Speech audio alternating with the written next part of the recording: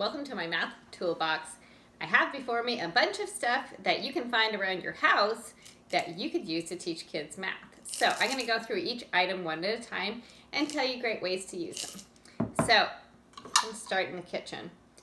These are measuring cups, of course.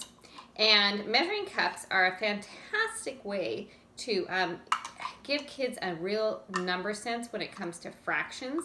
They can measure with the halves and figure out wholes and quarters. How many quarters does it take?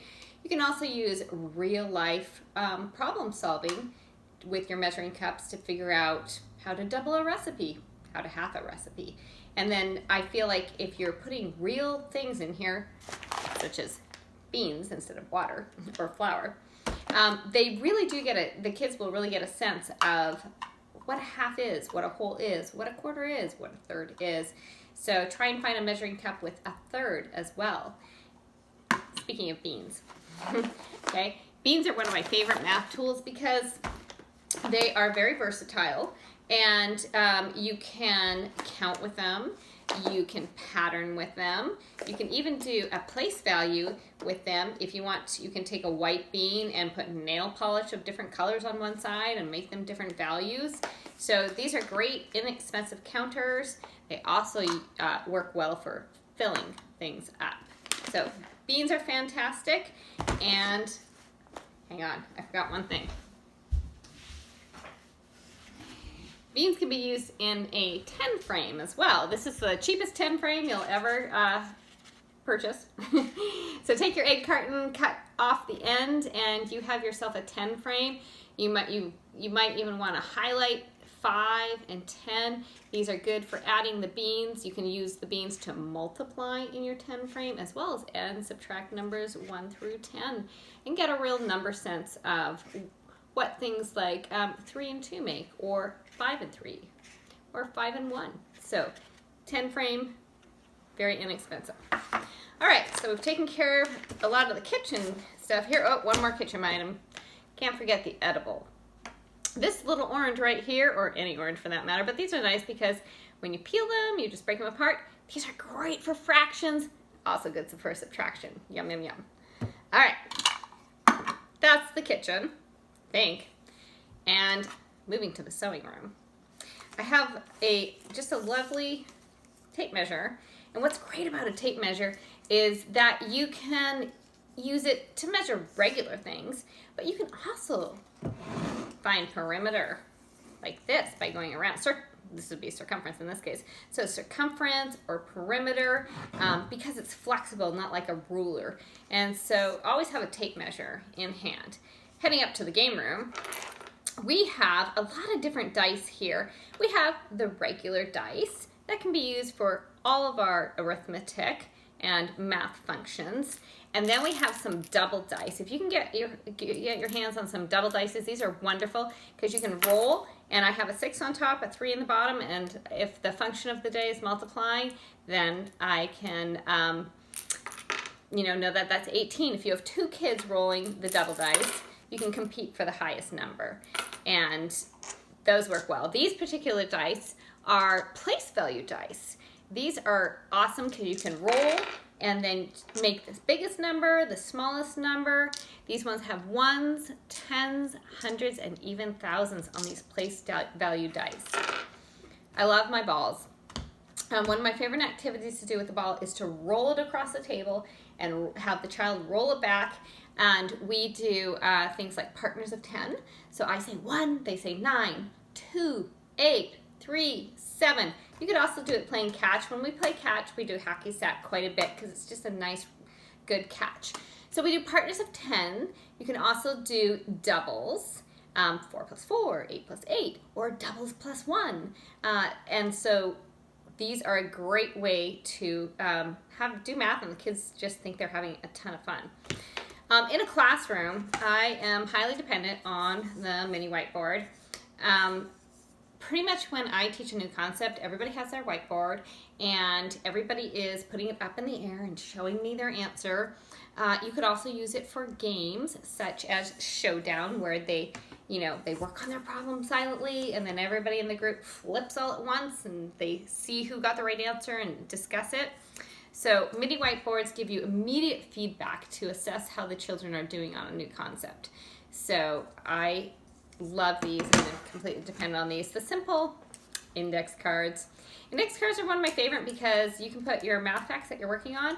I usually cut my index cards in half and put questions on one side, answers on the other.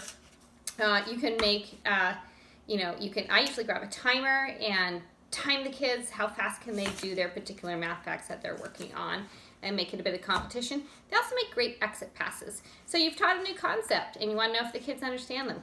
Give them all a question, have them do it on a index card and hand it in as they're walking out the door, and you will know whether they got the concept or not. Speaking of cards, we have playing cards. These are great for if you're in Carline or just anywhere. You can have them pull a couple cards, whatever function you're working on, multiplication, division. They can use the numbers that they pull. So if I was working on times tables, you'd have 42 right here. You could play war. You could, just have them come up with a fact family. Endless possibilities with these cards right here. These particular little cards are more specialized and they just have numbers on them.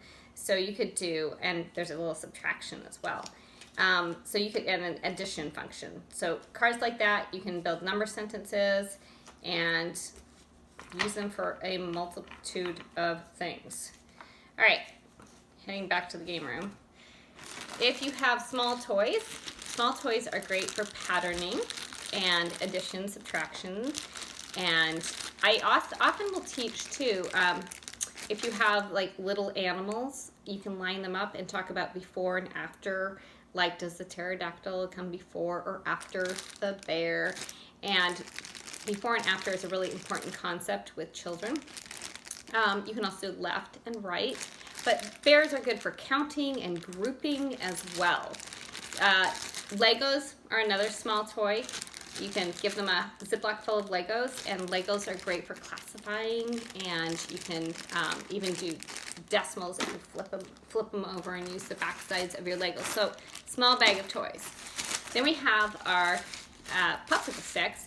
If you take a rubber band and you group them in 10, this will help you with counting by tens and building numbers and increasing your number sense, and you can do arithmetic with your bundles of 10 as well. More edibles. M&Ms. They're just fun, and they're great for subtraction because you can eat them and talk about takeaway.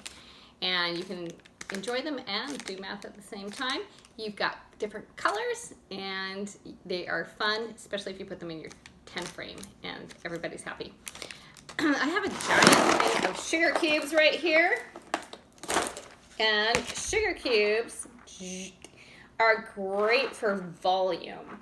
So if you want to discuss volume, the base, width, and height, you can build little squares or rectangles and talk about volume, or fill up an existing box and talk about volume, such as the dominoes box right here. Back to the game room.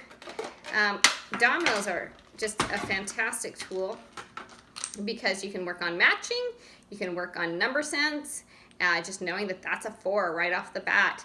Also great for multiplication. Here we have 4 rows of 3. How many is that? And they gain that number sense right there. So you can build math problems with your dominoes, or you could play war with your dominoes and just get used to seeing those numbers. If you have small people, such as kindergartners, first graders, whoops, I'm dropping buttons. Oh, I think that one went down the heating element.